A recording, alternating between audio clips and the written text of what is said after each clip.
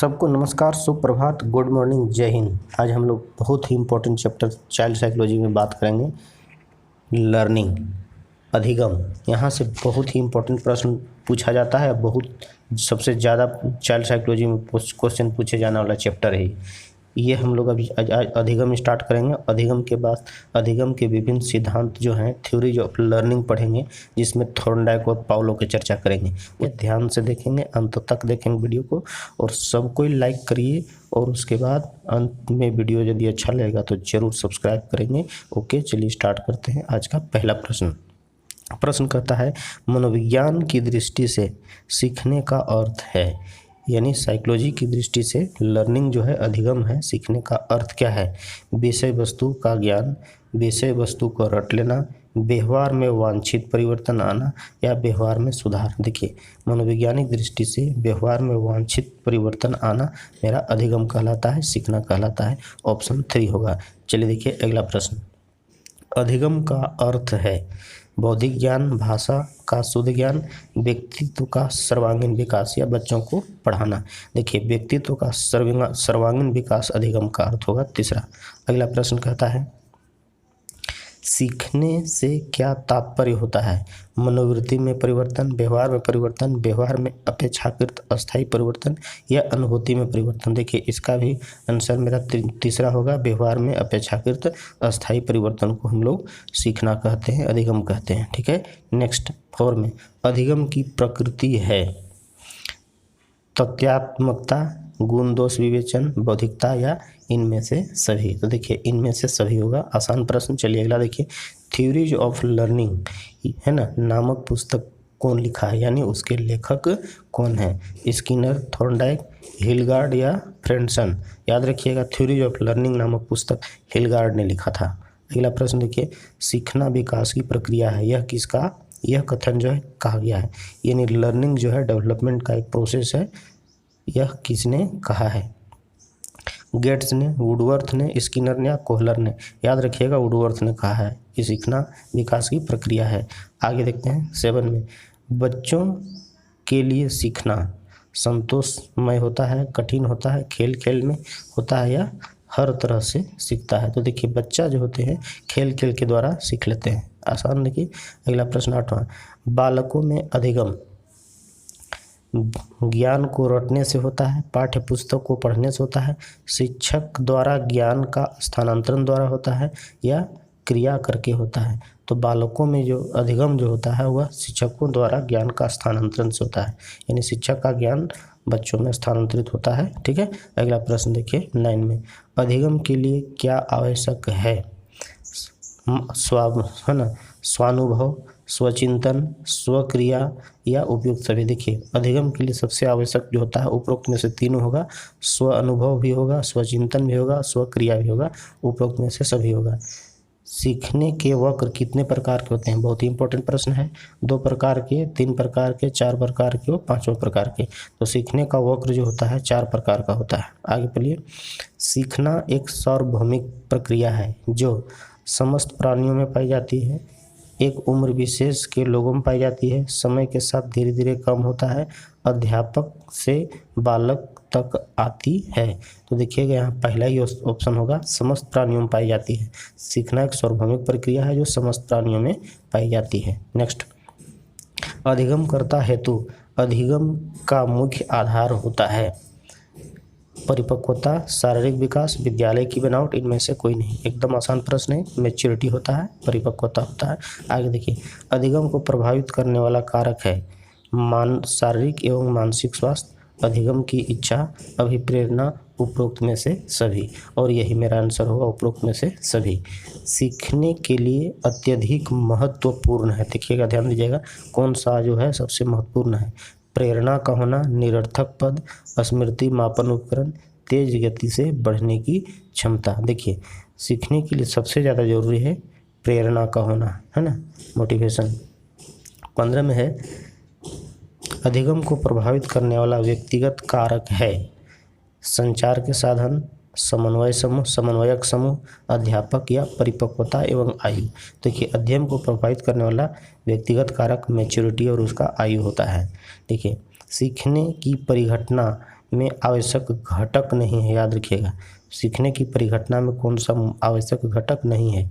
अधिगमकर्ता, आंतरिक अवस्था, प्रेरक और शिक्षक। तो देखिएगा यहाँ पर जो होता है ना, याद रखिएगा, इस क्वेश्चन में कंफ्यूज नहीं करना है, इसमें आंसर शिक्षक होगा। यानी सीखने की परिघटना में आवश्यक घटक अधिगमकर्ता होता है, आंतरिक व्यवस्था होता है यानी आंतरिक रूप से वह इच्छा रखता है, प्रेरक भी होना चाहिए, यहाँ पर शिक्षक होगा इसका आंसर। इस प्रश्न का आंसर क्या होगा? शिक्षक होगा। नेक्स्ट देखिए हम 17 नंबर में, बालकों के सीखने पर सर्वाधिक प्रभाव पड़ता है प्रेरणा का, रुचि का, बौद्धिक क्षमता का या शारीरिक गठन का? तो याद रखिएगा प्रेरणा का सबसे ज़्यादा प्रभाव पड़ता है। 18 में कहता है निम्नलिखित में से कौन सा भौतिक कारक सीखने में बाधक है? शुद्ध वायु, उपयुक्त तापक्रम, उपयुक्त धूप, प्रदूषण। यहाँ पर देखिए प्रदूषण जो होता है सबसे बाधक होता है। शुद्ध वायु तो बाधक नहीं होगा, उपयुक्त तापक्रम भी बाधक नहीं होगा, उपयुक्त धूप भी बाधक नहीं है, यानी प्रदूषण सबसे बाधक है। नेक्स्ट प्रश्न है चलिए देखिए 19 में हम लोग देख रहे हैं कि मानवीय अधिगम में निम्न में से कौन सा कारक अधिक महत्वपूर्ण है? मानवीय अधिगम में सबसे महत्वपूर्ण कारक कौन है? पुनर्स्थापना, जिज्ञासा, पुनर्वलन या फिर रुचि? याद रखिएगा पुनर्स्थापना इसका सबसे महत्वपूर्ण होगा। आगे चलते हैं 20 में, अधिगम की प्रक्रिया के एक चरण के रूप में छात्रों की त्रुटियों का पता लगाने के लिए शिक्षक को निम्नलिखित में से किसकी जानकारी सबसे ज़्यादा आवश्यक है, यानी सर्वाधिक आवश्यक है? तो याद रखिएगा अधिगम की वैकल्पिक अवधारणा, अधिगम को प्रभावित करने वाला कारक, अधिगमकर्ता की सामाजिक एवं आर्थिक स्थिति, ये कोई जरूरी नहीं है ना, उपरोक्त में से सभी नहीं, यहाँ अधिगम को प्रभावित करने वाला कारक होगा इसका आंसर, यानी ऑप्शन मेरा सेकंड होगा इसका। चलिए देखिए 21 में, अधिगम के संदर्भ में शिक्षा शास्त्रियों एवं मनोवैज्ञानिकों ने विविध प्रकार की परिभाषाएं दी हैं। एकदम सही बात है कि लर्निंग से रिलेटेड विभिन्न प्रकार के मनोवैज्ञानिक ने या शिक्षा शास्त्रियों ने अपने अपने अनुसार से परिभाषा अलग अलग प्रकार का दिया है। इन परिभाषाओं के अनुसार अधिगम जो है क्या है, कैसी चलने वाली प्रक्रिया है? जीवन पर्यंत चलने वाली प्रक्रिया है, किशोरावस्था तक चलने वाली है, वृद्धावस्था तक या युवावस्था तक? तो यह जीवन पर्यंत चलने वाली प्रक्रिया है। नेक्स्ट प्रश्न आगे देखिए, व्यवहार में होने वाले अस्थायी परिवर्तन जो अभ्यास के कारण होता है, ठीक है, यह को कहा जाता है, क्या कहा जाता है? सीखना कहा जाता है, सोचना कहा जाता है, क्रिया करना या फिर कल्पना करना? तो व्यवहार में होने वाले अस्थायी परिवर्तन जो अभ्यास के कारण होता है उसको हम लोग लर्निंग कहते हैं, सीखना कहते हैं। थॉर्नडाइक के अधिगम का मुख्य नियम है, ठीक है, प्रभाव का नियम, तत्परता का नियम, अभ्यास का नियम, उपरोक्त में से सभी। बहुत ही इंपॉर्टेंट प्रश्न है ये। चलिए देखिए अगला 24, बालक सर्वप्रथम कौन सी क्रिया सीखता है? याद रखिएगा बालक सबसे पहले भाव प्रदर्शन करता है, पढ़ता है, लिखता है, चलता है, सबसे पहले अपने भाव को प्रकट करता है, ठीक है, पहला ऑप्शन सही होगा। देखिए अनुभव द्वारा व्यवहार में परिवर्तन लाना ही अधिगम है। बहुत इंपॉर्टेंट क्वेश्चन है, अनुभव द्वारा व्यवहार में परिवर्तन लाना ही अधिगम है, और यह कहा गया है किस विद्वान के द्वारा कहा गया है? क्रो एंड क्रो के द्वारा, गेट्स महोदय के द्वारा, स्किनर के द्वारा या गिलफोर्ड के द्वारा? याद रखिएगा यह जो कथन है गेट्स महोदय का है। नेक्स्ट देखते हैं, डीवी यानी जॉन डीवी सीखने का आधार किसे मानते थे? बहुत इंपॉर्टेंट प्रश्न है, क्रियाओं को, आत्मा को, बुद्धि को या ज्ञानेंद्रिया को? तो सबसे पहले उन्होंने सीखने का आधार जो होता है जॉन डीवी जो थे वह क्रियाओं को मानते थे। सीखना नेक्स्ट प्रश्न में है, सीखने की परिभाषा सबसे अच्छी खाली जगह दिया हुआ है के अर्थ में दी जाती है। सीखने की परिभाषा व्यवहार में परिवर्तन, व्यवहार में परिवर्जन, उपयुक्त दोनों होगा, व्यवहार में परिवर्तन और परिवर्जन दोनों होगा, तीसरा आंसर इसका सही होगा। नेक्स्ट प्रश्न, अधिगम के विकास में निम्नलिखित में से या निम्न में से सबसे महत्वपूर्ण क्या है? व्यस्त विद्यालय कार्यक्रम, अधिक पाठ्यपुस्तक, अधिगम उत्प्रेरित वातावरण या उत्सुक माता पिता? देखिएगा अधिगम के विकास में निम्न में सबसे महत्वपूर्ण कारक है अधिगम उत्प्रेरित वातावरण होगा इसका आंसर तीसरा। देखिए जब 29 में, जब बच्चे उन गतिविधियों में शामिल होते हैं जो खाली जगह दिया हुआ है होती है तब वे जल्दी करते हैं, यानी दो क्वेश्चन है, दो जगह खाली है। यहाँ पर देखिए सबसे पहला हम लोग आंसर देखते जाते हैं, इसमें से देखिए कक्ष में उपयोगी, यानी क्वेश्चन देखिए जब बच्चे उन गतिविधियों में शामिल होते हैं जो कक्षा कक्ष में उपयोगी होती है तब वे विस्मरण करते हैं। आगे क्वेश्चन देखिए, केवल उन कक्षा कार्य से संबंधित प्रत्यास्मरण या सांस्कृतिक रूप से निष्पक्ष स्मरण या वातावरण जीवन में उपयोगी, तभी उसको हम लोग क्या बोलते हैं, सीखा कहते हैं। तो क्वेश्चन को सेट करिए, जब बच्चे उन गतिविधियों में शामिल होते हैं जो वास्तविक जीवन में उसका उपयोगी होता है, ठीक है, यानी जो उसके लाइफ में उपयोगी होता है, तब वे जल्दी जल्दी इसको सीख लेते हैं। यानी वो समझ जाता है कि हमारे जीवन में ये बहुत ही उपयुक्त है, तभी उसको वो ज़्यादा प्रेरित होकर उसको सीखते हैं, जल्दी सीखते हैं। ठीक है, ऑप्शन नंबर इसमें मेरा चौथा सही होगा। ठीक है, नेक्स्ट चलते हैं 30, बहुत ही इंपॉर्टेंट प्रश्न है। शिक्षार्थी फैशन शो को देखकर मॉडल्स का अनुसरण करने की कोशिश करते हैं। एकदम आज का फैशन के समय में तो मॉडल को देख के ही वो स्टार्ट कर देता है, उसका अनुकरण फॉलो करना चालू कर देता है। इस प्रकार अनुकरण को हम क्या कहेंगे, ठीक है, क्या हम कहेंगे, प्राथमिक अनुकरण, गौण अनुकरण या फिर सामाजिक अधिगम। तो यह मेरा सामाजिक अधिगम के अंतर्गत आता है। आगे चलिए देखिए 31 में कहता है, ध्यान दीजिएगा, बहुत ही इंपॉर्टेंट प्रश्न है। सीखने की तत्परता खाली जगह दिया हुआ की ओर संकेत करती है। थॉर्नडाइक की तत्परता का नियम में या शिक्षार्थियों के सामान्य योग्यता स्तर पर या सीखने के सातत्य में शिक्षार्थियों का वर्तमान संज्ञानात्मक स्तर पर, या फिर चौथा में सीखने के कार्य की प्रकृति को संतुष्ट करने से। तो याद रखिएगा, यह सीखने की सातत्य में शिक्षार्थियों का वर्तमान संज्ञानात्मक स्तर पर ये संकेत करती है। अगला प्रश्न देखिए 32 में, बहुत ही इंपॉर्टेंट प्रश्न है ये। एक बच्चा अतीत की समान परिस्थिति में की गई अनुक्रियाओं के आधार पर नई स्थिति के प्रति अनुक्रिया करता है। ठीक है, तो यह किससे संबंधित है, यानी किससे रिलेटेड है। सीखने के सादृश्यता नियम, सीखने के प्रभाव का नियम, सीखने की प्रक्रिया का अभिवृद्धि नियम या सीखने की तत्परता नियम।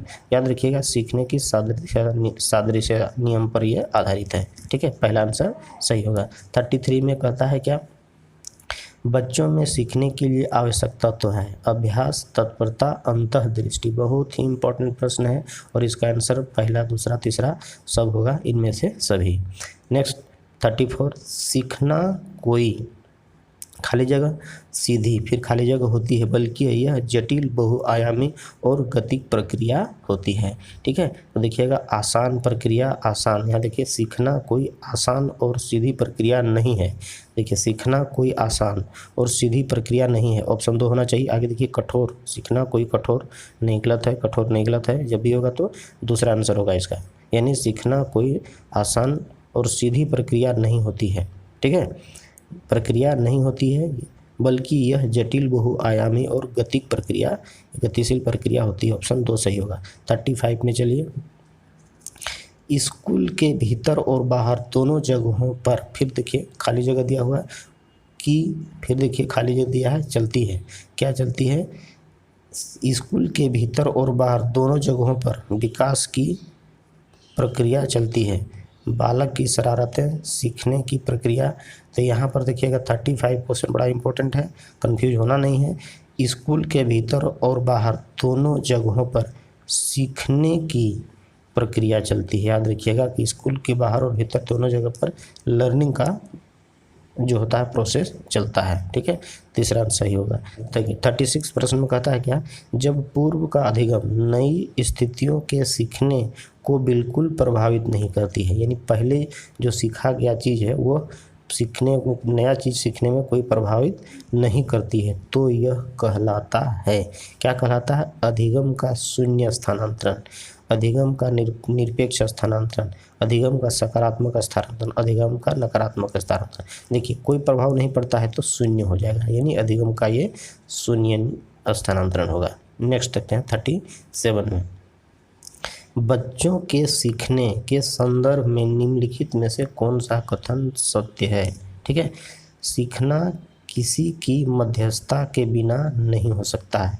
चलिए आगे देखिए, बच्चे व्यक्तिगत स्तर पर दूसरे से भी विभिन्न तरीके से सीखते हैं। सीखने के बाद व्यक्ति स्वयं और दुनिया को समझने के योग्य हो जाता है। सीखना अनुभव और व्यवहार में परिवर्तन है। तो याद रखिएगा इस सारा कथन में सबसे ज़्यादा सही कथन जो है या जो सही कथन होगा, सीखना किसी की मध्यस्थता के बिना नहीं हो सकता है, यानी किसी के बिना गुरु का ज्ञान नहीं हो सकता है। सीखना है तो उसको गुरु चाहिए ही, ठीक है, यानी बिना गुरु का ज्ञान संभव नहीं है। चलिए देखिए 38 में प्रश्न कहता है, जब वर्तमान कार्य को करते समय पूर्व में सीखे गए कार्य के द्वारा बाधा उत्पन्न की जाती है तो इस स्थिति को कहते हैं। बहुत ही इंपॉर्टेंट प्रश्न है, ध्यान से देखिए। जब वर्तमान कार्य को करते समय पूर्व में सीखा गया कार्य के द्वारा बाधा उत्पन्न की जाती है तो इस स्थिति को हम क्या कहते हैं? शून्य स्थानांतरण, ऋणात्मक स्थानांतरण, धनात्मक या कोई नहीं। तो ऋणात्मक होगा, क्योंकि पहले सीखा गया काम यदि हमको नया चीज़ सीखने में हेल्प लेते हैं तो हम लोग सकारात्मक होता है, धनात्मक स्थानांतरण होता है। जब वही चीज़ हमको बाधा करेगा तो ऋणात्मक हो जाएगा, ठीक है। तो ये मेरा होगा नेगेटिव हो जाएगा, मैंने ऋणात्मक स्थानांतरण होगा, ठीक है। 39 प्रश्न है और ये भी बहुत ही इंपॉर्टेंट प्रश्न है। जब एक शिक्षण वक्र रेखा यह प्रकट करती है कि प्रारंभिक प्रयासों में सीखने की गति तीव्र है, प्रारंभिक प्रयासों में सीखने की गति तीव्र है, किंतु बाद के प्रयासों में यह गति क्रमशः मंद हो जाती है, होती चली जाती है। शुरू में लर्निंग का जो गति रेट है बहुत ज़्यादा है, लेकिन धीरे धीरे वो क्या होती है? मंद हो जाती है। तो इस प्रकार के शिक्षण को क्या कहा जाएगा? देखिए ऋणात्मक शिक्षण वक्र, पॉजिटिव या फिर धनात्मक शिक्षण वक्र या फिर इसमें कोई नहीं। तो हम लोग यहाँ पर देखते हैं कि यह जो होता है ऋणात्मक शिक्षण वक्र होगा, नेगेटिव हो जाएगा ये। आगे चलते हैं। सीखने का वक्र सीखने की प्रगति का सूचक है, ठीक है। सीखने का वक्र सीखने की प्रगति का सूचक है, सीखने की मौलिकता का सूचक है, सीखने की गत्यात्मक स्वरूप का सूचक है या फिर सीखने की रचनात्मक सूचक है। याद रखिएगा सीखने की प्रगति का सूचक है, वक्र जो होता है उसके सीखने की प्रगति का सूचक है।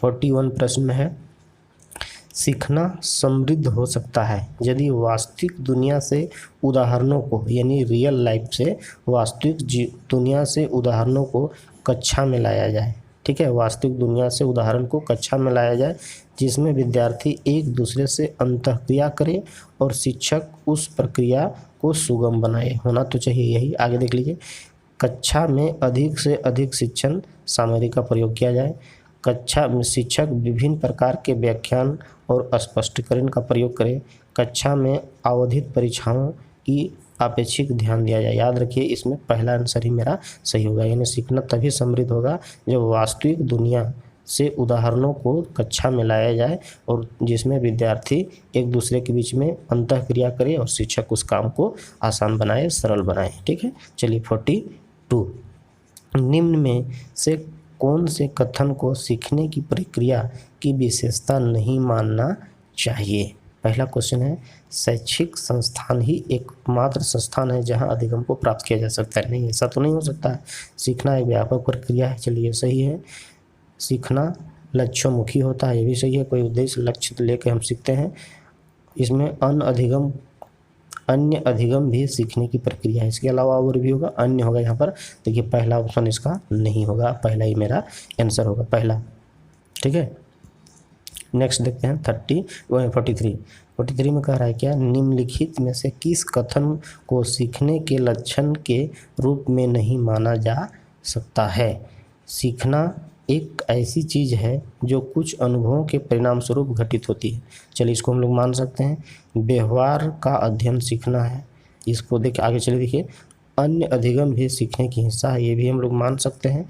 सीखना एक प्रक्रिया है जो व्यवहार में मध्यस्थता करती है, ये भी मान सकते हैं, यानी ऑप्शन नेक्स्ट का 2 आंसर होगा, ठीक है। चलिए नेक्स्ट देखते हैं 44, शिक्षार्थी जो पहले सीख चुके हैं उसकी पुनरावृत्ति और प्रत्यास्मरण में शिक्षार्थी की मदद करना महत्वपूर्ण है, क्योंकि नई जानकारी को पूर्व जानकारी से जोड़ना सीखने को समृद्ध बनाता है। चलिए हो सकता है पूर्व पाठों को दोहराने का यह प्रभावी तरीका है, नहीं ऐसा नहीं है।